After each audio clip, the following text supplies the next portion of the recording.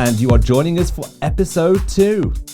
Are you someone who you would say gets easily distracted? Sorry? Is this thing really important, or is it a distraction? Yeah. We should ask ourselves all the time. FOMO, fear Yeah. of missing Yeah. out. I mean, I think that's the curse on this age. It takes 15 minutes to re-engage your focus with an activity once you've been distracted. Wow. If you're going to try and eradicate all chaos before getting to the thing that you should be doing, then you're never going to get to the thing that you should be doing. Sometimes I can use distraction as a way to avoid dealing with some of the evaluation things in my life. Welcome back to The Winning Life. My name is Gareth Morgan. I'm Leanne Morgan. And we hope you are well and you are joining us for episode 2. Our second episode of The Winning Life. Oh, yeah. And maybe you joined us for the first episode where we asked the question, am I exiting too soon? And we looked at kind of practical ways of how we can look at that. So if you haven't listened to that, you might want to go back and listen to that first. You don't have to, but we're kind of going to look at some things that kind of link to each other, don't they? They all lead on the same kind of theme. So today's question is this important or is it a distraction? good question. It is a good question. Something that we should ask ourselves a lot. And all these questions, Leanne, that we're looking at on The Winning Life are for those who really want to grow. Yes. They are hungry to achieve, to become, to affect, to impact, to influence. And so, somebody who just wants to exist and just tread the water, not make an impact, they're not really going to be asking this question. They're going to embrace distraction. They're going to not really question what is truly important. But we know our listeners that they do see this as an important subject. It is. It's an important subject, and it's an important question to ask ourselves, because I am somebody who can become easily distracted. I am a focused person, but I know I can become easily distracted. What's Would that? you say... Well done. Tried to distract her. Tried. She's focused. I'm on it. Are you someone who you would say gets easily distracted? Sorry? Sorry. The whole episode is not going to be full of this.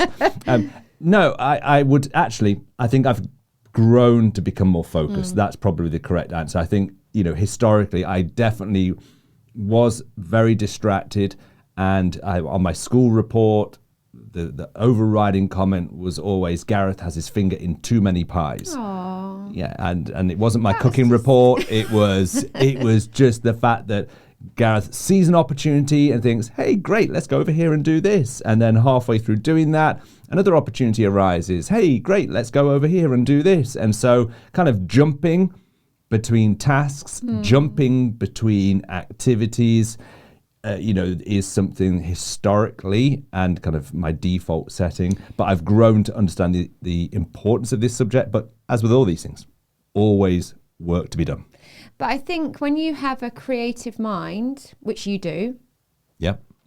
and when you are always bursting with ideas, which you are, Absolutely. more than I ever Sometimes a blessing, often a curse. But that's the thing. I think it's important to look at, this isn't a bad thing to have lots of ideas. It's not a bad thing to be constantly thinking, oh, that thing. I think it's just how we hone that and how we shape that, and ultimately how we discipline ourselves to look at those different things and go, is this something I should be on with, or is it a distraction? Because there are some people who may struggle with attention deficit genuinely, that Absolutely. are thinking, and that is, I believe, is a gift in one way of the creativity of someone's mind. We all think very differently. Other people can be so singularly focused, literally one thing at a time, and that's it. But that's how God has made them. So this isn't about our personal makeup and how God has wired our brains. This is about our individual discipline, evaluating our daily lives and saying, is this thing really important, or is it a distraction? And I think that's something that we should ask ourselves all the time. Particularly, I don't know if you found it with this, if it's something you really enjoy and you really like, and something you're really into, but is that an important thing, or is it a distraction? Have you ever found that? Yeah, 100%. I think, and I think this is where kind of getting a process really helps, because in the moment, things vying for your attention always or very often seem important. Yeah. So if you don't have a process of deciding what's important or not, I mean, even right now, so we're doing this, and my watch is buzzing on my wrist. I can hear so it. Immediately, and this is the reality, isn't it, of the age that we are in. Yeah. It's not even like when I was a kid, it was just kind of something that I saw or heard. Like, we're literally feeling things now on our body, and who knows in 10, 15 years time, like where that's going to go to. But literally, like, there are so many prompts for our attention. And in the moment, it can be very difficult to decide and to determine, like, is that something I should answer or not? So on my wrist, like, is that something I should answer or not? Yeah. And again, and this will come across in all our episodes, it did in episode 1, it's the fear. FOMO is... I was just going to talk are we going to... that. Okay, Yeah. I'll let you... No, you okay, carry on. FOMO, fear Yeah. of missing Yeah. out. I mean, I think that's the curse on this age and this era, isn't it? Because we are in the information age, or well into the information age now. So we have so much information coming at us, and the fear that I'm missing out on something that could be giving me, and I don't want to get too scientific, partly because I don't know a whole lot about it, but the whole dopamine fix that we get, from scrolling on social media, from and for me as an achievement driven person, and there'll be many people who are driven. And when I use that doesn't mean that Leanne isn't achievement driven. We all have different drivers, but when I talk about being achievement driven, it can be to your detriment. So for me, the need to achieve then means that if I see something to do that can give me that fix of achieving, it might not be effective, but it gives me a feeling of achieving, then it is literally like almost a form of escapism out of reality. Like, I feel like I'm achieving, but that might not be an actual true reflection of what's happening. So I think it can be very difficult unless you've got a process that kind of enables you to, in that moment, relegate your feeling of wanting to respond, wanting to jump tasks. You need something where you relegate that feeling and hold yourself to some framework or process. I think just there when you were talking about, I'm taking my watch off. Well just done. As this is, again, I am taking this off because it is buzzing on my wrist. See, now I go to why does somebody desperately need to get hold of you? Is there an emergency? Yes, this is it, isn't it? Yeah, absolutely. But genuinely, obviously, we're in our kind of, I would say early 40s. We're more like mid 40s right now. But ripening. When we were growing up, this wasn't a problem. FOMO wasn't even a thing because you didn't have a fear of missing out because you were only aware of what was literally happening around you. And I don't want to harp on the good old days because I don't believe that always. But actually there was a beauty in that, like, lack of constant awareness of what was going on. Because we're not designed, God did not design us to be like that, where we are constantly aware of everything that's happening around us all the time and constantly. I mean, I get really annoyed when my kids were little and they were like tapping me constantly, over and over. You'd be like, but essentially that's what notifications are like on your phone or your watch. It's like this constant tapping, going, hey, and it's just exhausting. But we didn't have that growing up. But it's so funny how we've quickly adapted to that. And I do remember a few years ago, and my phone was when I first had like a smartphone, and you were, you challenged me with that, like, just switch your notifications off. But the thought of doing that, I almost stopped breathing because what if I miss out? What if somebody needs me? And the real thing is, so what? It will still be there in half an hour when the job's done or whatever. And it's just a small analogy, actually, but that's how lots of things in our life work out, that it can start with a bleep on your phone, but actually then we just open the floodgates and we just allow anything to come into our lives and to throw us off course. So obviously we want to talk about the little things like the phone, because maybe that's a good place to start for everyone listening and watching. Maybe change your notification settings. If you've got, do you know, one thing I really don't like, this is a personal thing, is like news bulletin notifications. I'm thinking, I don't need to know all the time what's happening in the world all the time. I can catch up. You know, we used to have 6 o'clock news, and that was enough.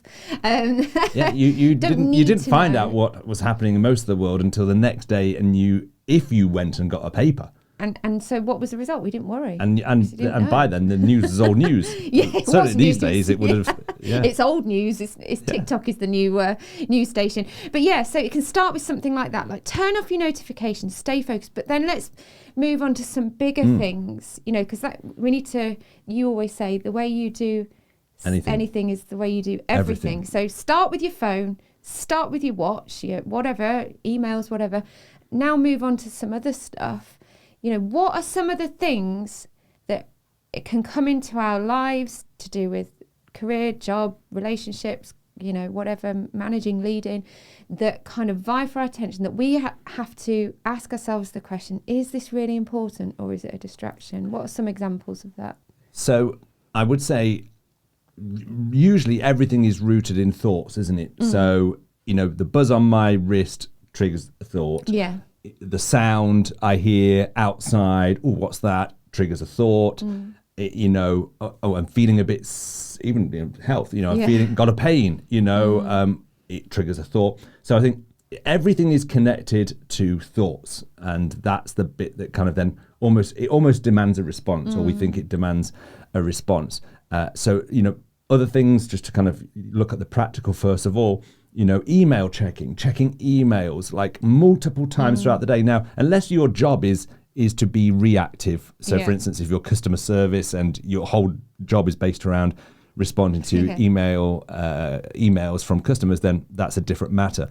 But so many people check emails far too often. And, they say that it takes 15 minutes to re-engage your focus with an activity once you've been distracted. Wow, I didn't realise that. 15 minutes. So the truth is, and again, I don't know the exact science, but even if it was 5 minutes, but I mean, 15 minutes, I would say is probably about right, because it's not just about getting back into an activity, it's properly engaging with an activity. Yeah. And depending upon what job you've got, it takes concentration, and so if you have to get your head around something and you have to re-engage and it takes you so many minutes to do that, then any distraction from that, you have to reset and go back to that activity, which means that potentially throughout the day, people could be literally losing hours. Yeah. And over the course of a week, I guess, potentially half a day to a day could be losing that in terms of effectiveness. And you only have to multiply that over the year and over the years. How much this robbery is taking place of our attention, which ultimately, and again, let's zoom out to the fact that we have to be stewards of our lives. We have to be stewards of, for me as a Christian and for us as Christians, we have to give an account to God one day of what have we done with the potential that he's put inside of us, our opportunity to be used by him and for him to influence the world around us for the better. And so this actually is a stewardship issue. So, emails, devices, conversations with people. Again, one of the things that I found when writing the book, or the books, I should say, is I had to set aside typically the first 4 hours of the day, working day, to focus on that, and therefore I would put all my meetings in an afternoon.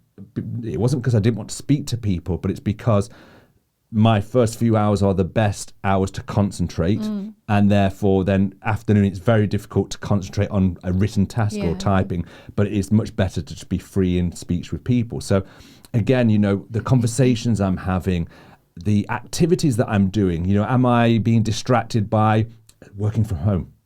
Right now, it's huge now, isn't it? So, but walking from the bedroom to the office, if that's what you're using, and you walk past 5 or 6 things that may need to be done, but do they need to be done now? Mine would be the washing. The dishwasher needs filling up. And that's the thing. That the thing is, things will always need to be done. And I think it's Gary Keller in The One Thing, which is a great book, by the way, in terms of looking at focus. And, one of the things that, he talks about is there is always going to be chaos. And you just need to rest in the fact that you have to accept that some chaos, again, a level of chaos, is going to be happening. But if you're going to try and eradicate all chaos before getting to the thing that you should be doing, then you're never going to get to the thing that you should be doing. You'll be trying to prepare. And how many people have put off a mission or doing something because they're constantly in a state of trying to prepare to be ready? Well, when are you ever going to be ready? Yeah. So anyway, there's, there are probably multiple other things that distract us, but I think it all links to thoughts, and, in that moment, we need a system, which I think would be good for us to talk about. What are those systems? We need a system of when those thoughts are triggered, how are we going to rule those thoughts? Yeah. In the Bible, we know in the Garden of Eden, when earth was in a perfect state, God gave man, that's man and woman, dominion. In other words, he called them to rule over creation, not rule over people, but rule over creation, not to be dominated by it.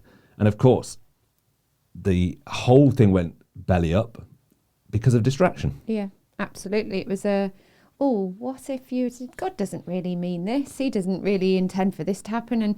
And the voices come in, I think, and we listen to that voice and those thoughts when we don't have our eyes firmly fixed on, like we talked about this in our previous episode, vision, being led by the future, by the, if we are driven by just now and the feelings and the thoughts, we'll quickly go off course.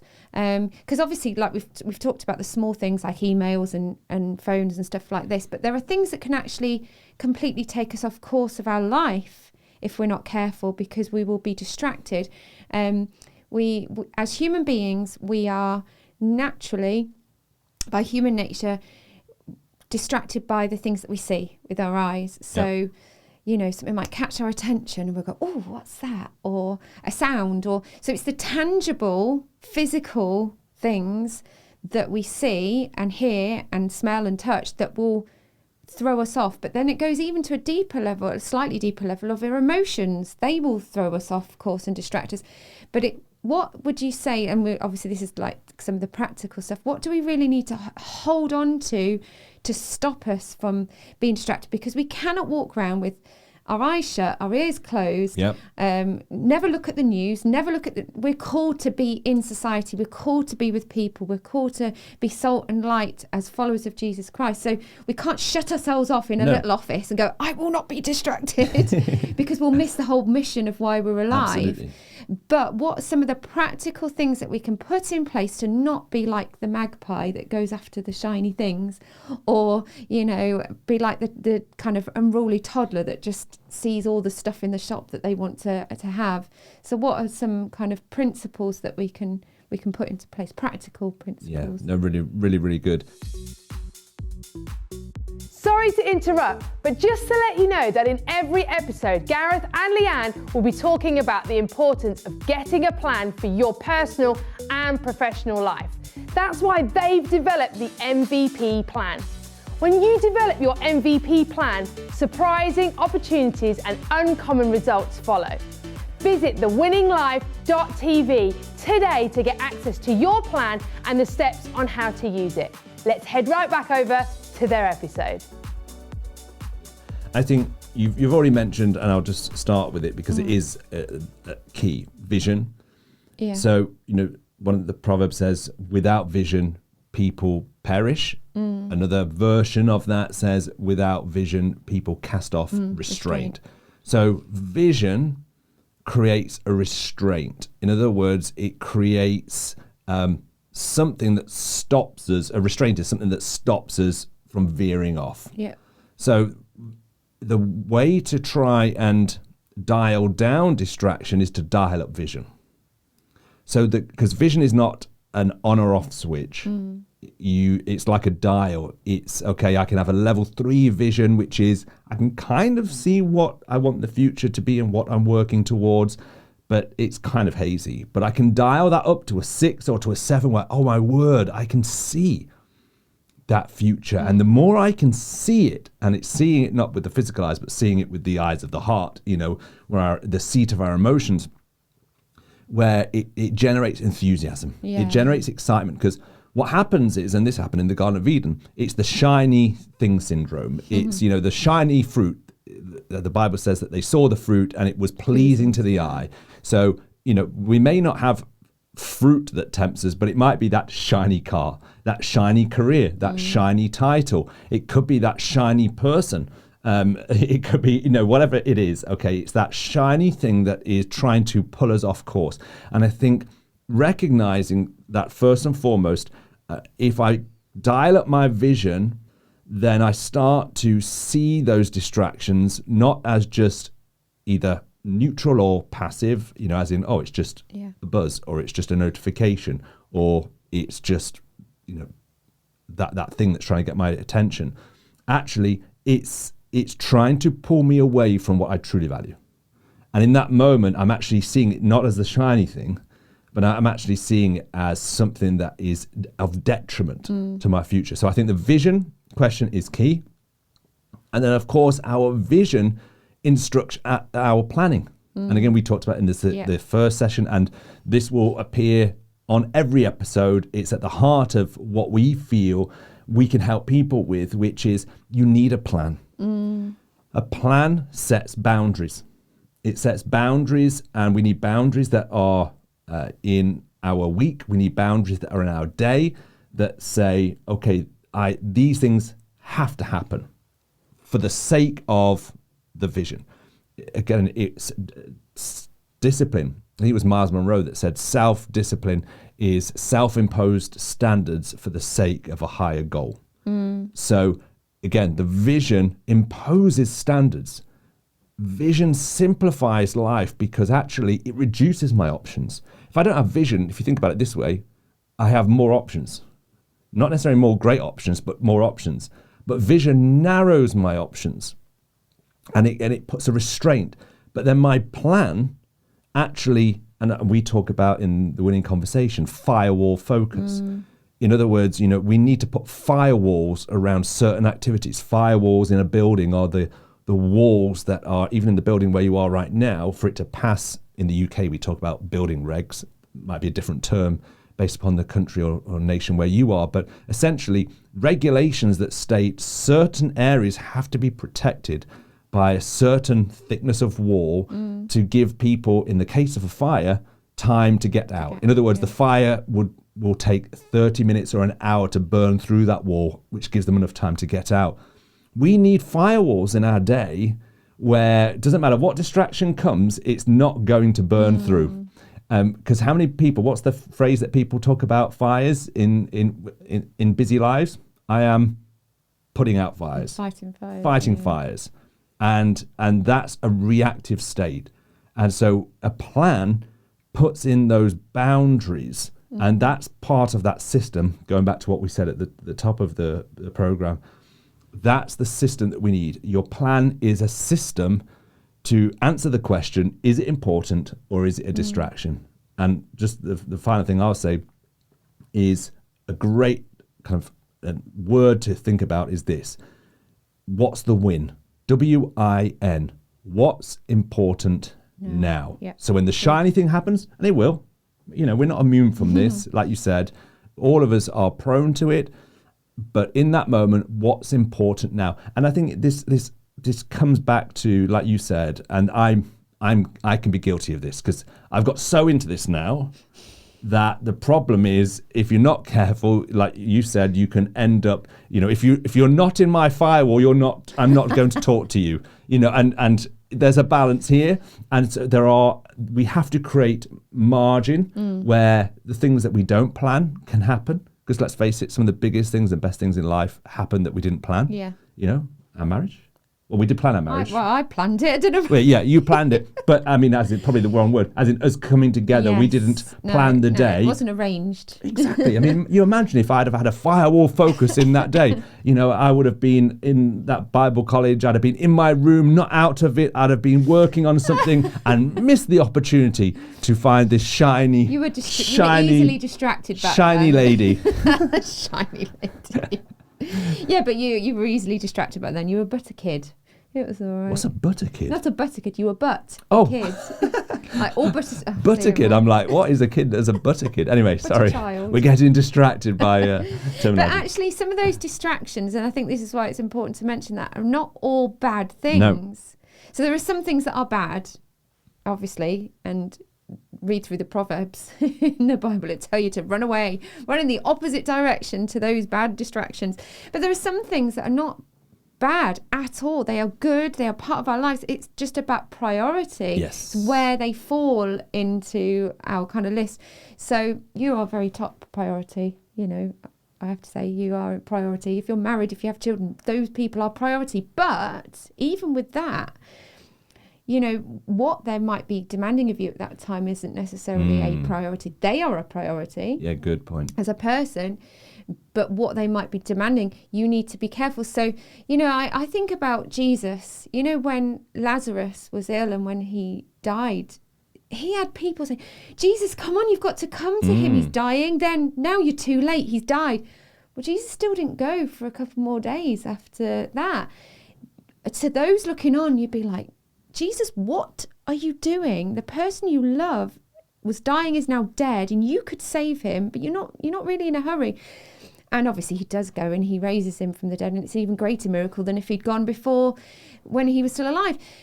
And you can go and read that story for yourself. But I think that's the thing. People looking at you will go, what are you doing? Why are you not doing what's important right now? But they might think it's important, but for you, it's about focus and not being distracted. Yes, I'll get to that, but when I can. Now, obviously, if someone's ill, if someone really needs your attention, you can't go, no, I have a plan. You know, there are things, like we said, that come in. But I think it's really important that, and I say this all the time, any planning, any values, anything that we do hand in hand with the Holy Spirit. Yeah. In other words, God, just guide me right now. Give me wisdom. What is important? What is a priority? What do I need to make number one? Obviously, if you are a follower of Jesus Christ, he is number one, and allow him to then, the other stuff should cascade from that, of what's important. And it will shape your day, it will shape your year, it will shape your life plan, it will shape your decisions, your choices. I don't know if you've got any more practical advice on that. I think one of the things just occurred to me, and I think it is important because, like you said, and it's a great point, when people who are your priority come to you with things that aren't your priority. Yeah. And I think, again, it's about having a system. It's about preparation.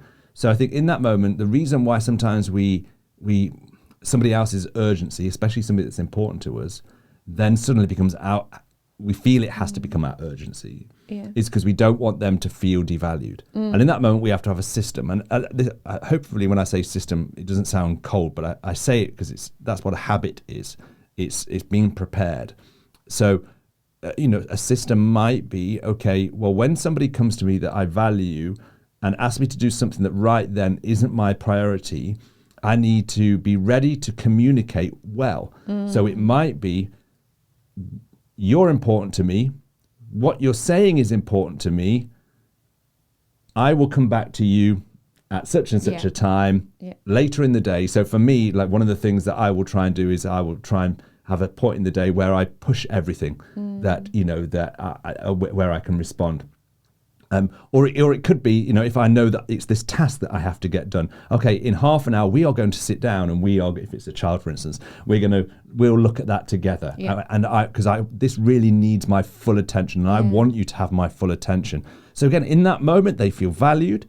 I'm communicating that what's important to them is important to me, but just right now, I need to focus. So again, I think having a system of responses. Again, sometimes we just end up doing something to please somebody, and don't just jump into what other people are demanding. Have a means where you can communicate value without veering off course for the vision that you have.